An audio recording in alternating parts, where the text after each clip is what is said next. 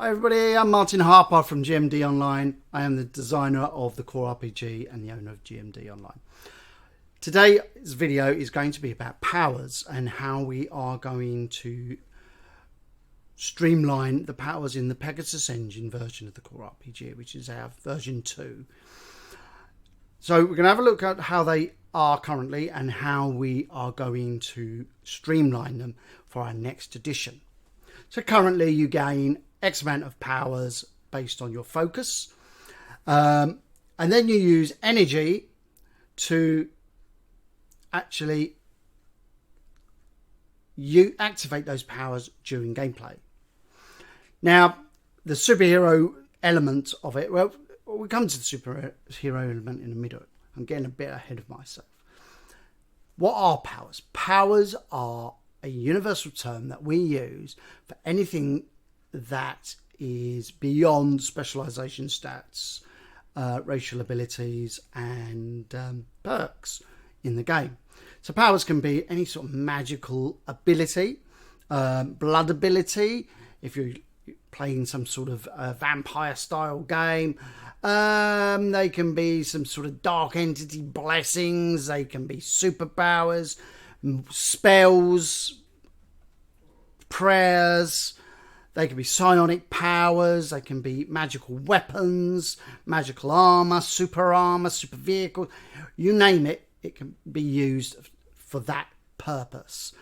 And our power system has quite a robust building system that it can be applied to weapons and things like that.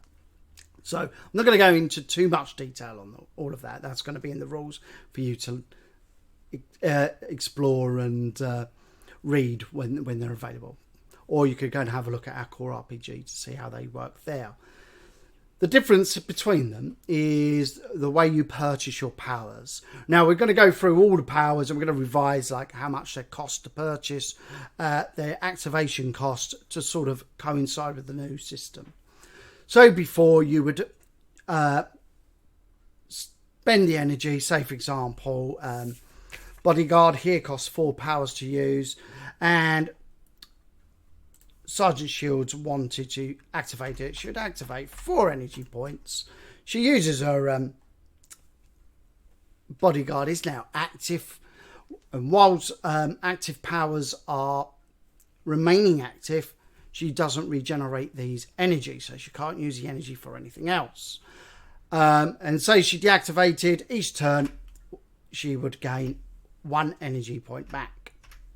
Now that's great. Now say for example she was a blaster of some sort, like Cyclops with his eye beam, or so he, and he would say for example he done that, and it argument cost would cost 2 points for a d4 damage. So boom boom, he does 1 quick blast like that. Next turn he gains 1 energy back, and then he does another blast, so another 2. So he's got a bit of energy momentum management going before he may have to rest a turn just to get back an energy, then can do another blast, or he could up that energy blast by spending more energy. Say for example it was 2 energy for a d4 plus 2 for extra level afterwards, so he spends all 4 energy and gets a d6, and there we go. Next turn he gains 1 back, can't use his power. Blaster characters wouldn't have 4 energy, they would have 20 or 30 energy points, and we'd be doing d12s, then a couple of d6s, and they would manage their energy blasts, and they could put them into cones like that. That's just one example of 1 power. Now there's 50 powers plus in the book, so we're going to expand upon that as well, and we're going to break down the powers slightly as well, making it even bigger, because it got a dedicated powers book within the box set. Now, you had universal effects, things like increased range and things like that. What we're going to do with the new revised system is that we're not going to touch it too much. It's mainly for the purchasing. So before it was all based on the amount of energy you had and your focus as well.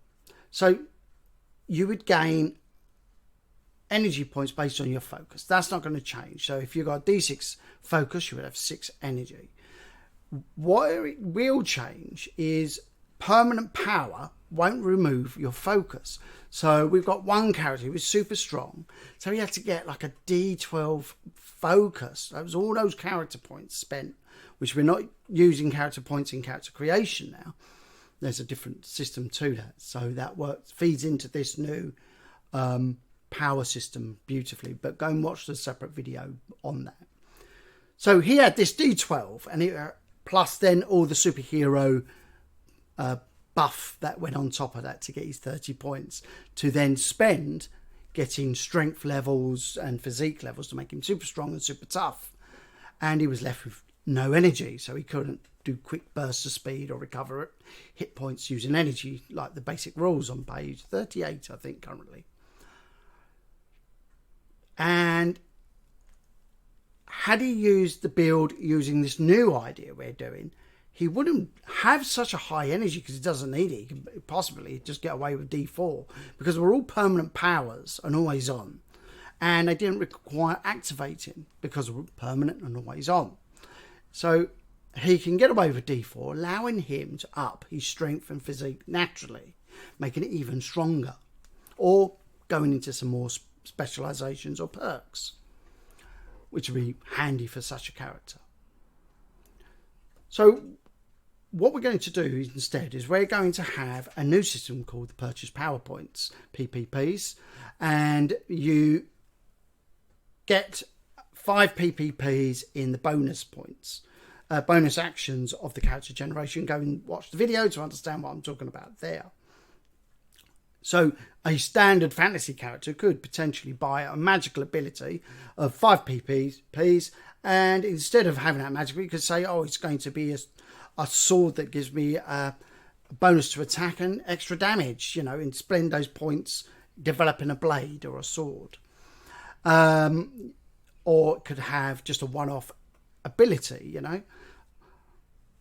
The other thing is then the superhero element to it, which will be included in the book, would be that there are several layers. You've got street fighting, you've got 4-color, cosmic level, and beyond.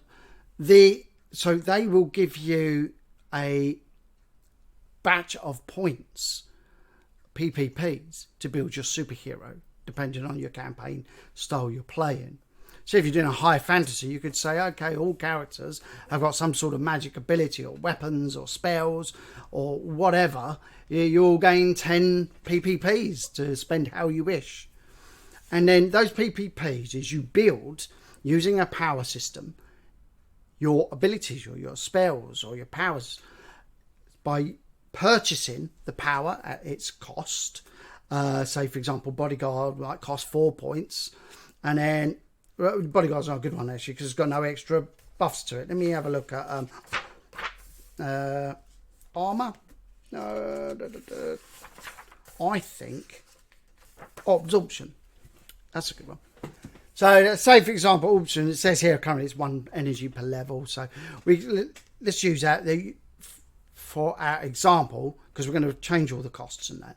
But we're going to use that as an example. So they decide to have 5 levels of absorption. That's 5 power points. They want to transfer that to health. So every time they absorb damage, it goes to health and heals them. So that's a +1 energy so far. So say that's +1 power purchase power points. So that becomes 6 points. And therefore, that to purchase that power is 6 points. And they might want it to be permanently on. So that might then cost an extra X amount of points or double points or something, being 12 points. It won't be that. I think it'd be probably +2 points for permanently on and +1 for always on or something like that. And it could be a device. So they think, I know, I'm going to put it into a device, but the device is only available for me to use. So it doesn't cost any points extra, and it doesn't give them any points. However, let's say it was a bracelet, so that bracelet could then be given to somebody else and they use that power. Therefore, that bracelet might then be 1 point less because that can be removed from the character, making them lose all their abilities. And just ideas like that will be in it. What those costs are will be finalised in the actual final copy of the Pegasus Engine. Then it comes to the difference between using these abilities. So now, let's say you've purchased Bodyguard, just like our example here. Sergeant Shields, she's got Bodyguard. And currently, in the core, it costs 4 energy points to activate Bodyguard. And when the rules are going to stay the same when it comes to activation. Basically, when you activate a power, any energy you use to activate that power is put in a little to the side in reserve, and you can't regenerate it back to then activate other things. So, but it stays active. So you don't have to keep paying energy to remain active. So this would cost 4 points. She would then flip her 4 energy points over. And while they're being flipped over like that, it stays active, and she uses that power as it says here, as a hard action. She uses that power to activate as a hard action, and then when the circumstances of that power happens, she gets the dice, the bonus dice from it, or in this case, whenever she's in close range of an ally gets attacked, she can move to them for free into their threat zone and provide their defense and her bodyguard's specialization if she's got it. And she can do that all the time. Bang, bang, bang, making her quite a fantastic defender, mobile around the battlefield. However, say she had 2 powers, like Bodyguard and energy beam of some sort, she wouldn't be able to use her energy beam because she's used all her energy. However, if she did have that, I would probably guess that she would have a lot more energy to use, so she can do different types of damage with her energy beam. Anyway, so, and say she deactivated her power, she would then get 1 energy back per turn or out of combat per scene. And then, or when she rests, all her energy. The difference is going to be the cost of using. So let's say in the Pegasus Engine, the revised cost. So some of them are going to be cheaper to use, and you wouldn't have to go in and go, oh, I'm going to boost it with D8 damage and that, and then I'm going to boost the range, because you would have done all that in the purchase. So say, for example, my Eye Blast is a D8 damage Eye Blast, because I've spent 2, 4, 6 power points purchasing that. And therefore, instead of going, oh, it's going to cost me 6 energy, it may say it costs 1 energy for a blast. So you just go, boom, blast, and you get it back next turn, sort of thing. Boom, and you can keep doing a D8. But it may say it costs 3 energy to boost 1 dice type. So then you would do all 4, do a big blast, gain 1 back. Then do the standard blast again, gain 1 back. And you would have to stop and let it generate before being able to do another big blast. Again, if you was a blaster like that, a ranged character with energy beams, you're going to have a big pool of energy, so you can mess about and like maybe give it cones and things like that. But you're going to have a chance to have a basic, and at the basic, it's going to cost the base cost to get it at that D8. So if you buy it at D12, it's still going to cost that. 1 energy is just an example. I don't know how much it's going to end up. It'd probably be 1 or 2. There, boom, and you'll do the D12 blast because you spent your PPP building this blast. Yeah, whereas another character might spend that PPP building their strength to D12, D10. So they're rolling a D12 and a D10 whenever they're making strength or damage checks. So that's the difference between them. So, in the Pegasus Engine, to recap and bring it all down, because there's a lot of information, you could be confused right now. You're going to spend purchase points or power purchase points to buy your powers. And let's say you had 20 points. Then you would buy them to build your character. So Sergeant Shields might have speed at 3 points and boosted agility, boosted strength and that are always on permanent. So she adjusts it on a stat sheet and doesn't have to worry about spending energy to activate it. Whereas if she was like the Hulk, Bruce Banner, she may have to then activate the transformation, which then links to increased strength, increased toughness. and a mild some regeneration of some sort. Yeah, then they won't be permanent. They would require activation. And then once she's done that, she would buy the strength at, say, for example, here she's got level 2 strength here and level 2 physique. So she might spend, let's say they're 2 points per level, just to make this easy. 2 points to get agility, 4 points for strength, another 4 points for physique. So that's 10 points on those 3 stats, for argument's sake. And then let's say it was 3 points to get speed. So it's 13 of her power points gone, leaving her 7 more to out of the 20 I gave as an example to buy. Extra superpowers. Spells and everything like that will work the same, except for there is a powers group, specialization. If you look at the specialization video, it will tell you all about that. And you could buy as a specialization, say like pyromancy, and they give you access to all these fire powers, and you only get them at base level, and you have to spend more energy during the casting of it. But it all uses the one specialization, and you have to have a perk active to use it. With powers, in this way, when you get the powers individually with power points, you do not have to have the perk to activate it, because it's not a spell group. Okay.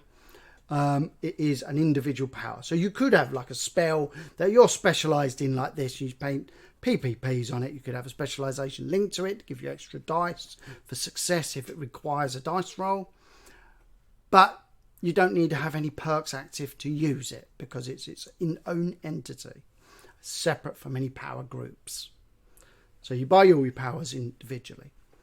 We're going to include a new origin mechanic to the character builds for supers. I'm not sure if I'm going to include it in the Pegasus Engine or leave that for our supers guide. That's something that will be decided towards the end of the creation of this book. But you'll spend your power points, and then we'll have just a basic group of energy based on your focus level. So Sergeant Shields would now have 6 energy instead of 4, because she's got D6 focus. She doesn't no longer need to buy powers with energy, and she's got 6 to play with.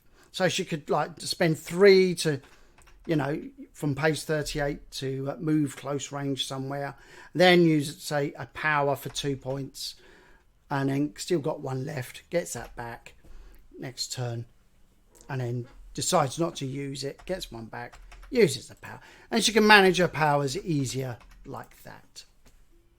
And that is powers. It is really easy how they work. And powers just give extra game effects, so they can apply surfaces, clouds. If you look at our advanced section of the combat rules, they can give bonus dice to allies, they can give bonus dice to yourself, other dice, stat increase dice, specialization increase. They can apply hindrances to enemies. They can regenerate health, delirium. They can give you special game effects like invisibility, teleportation, special movement, extra move speed. You think about it, we've got it covered. If you ever do find a power that's not in the book, come and see us, and we'll include it in our Oracle magazine and update our PDFs to include it in the future. So that's powers in a 20 minutes, and we will do another video on how to create a superhero character in the future once we've finalised the power rules. So watch out on my YouTube for that. Thank you for watching, and I look forward to seeing you in a core game soon. Bye.